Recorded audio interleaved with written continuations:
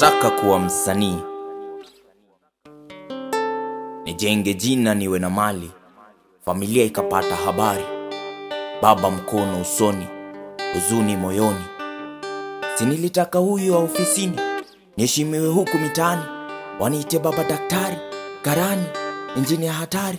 Oneni sasa amekimbilia cherehani, eti anashona mistari. Mama kanisani, mikono jua na sali, kichwani maswali, umwelekezea Jalali. Sasa mbona karuhusu hivi Mungu? Si eti kwamba nakufuru, lakini mbona ikawa hivi? Si huku ndio kumepoteza watoto wa nani na nani? Sikio siku hizi bala, atatoboa kweli? Najua maswali yangu mengi, lakini mbona kamruhusu achague path haina surety? Sana how pay nimeweka effort but bado how pay through hii receiver naangalia kiatu baba amevaa, ako budgetiers. Nikimueleza ndugu alipata kazi, alipata kazi kanisani.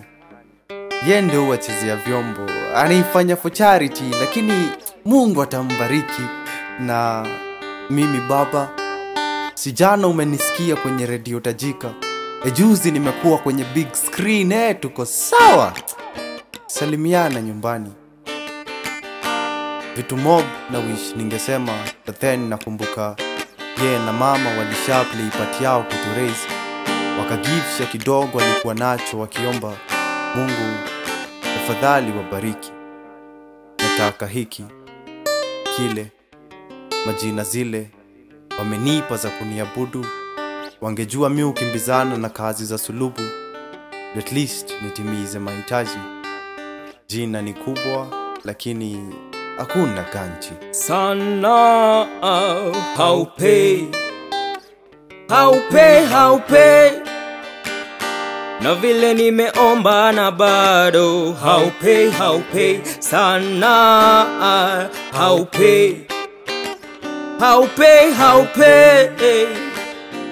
nimeweka effort but bado how pay.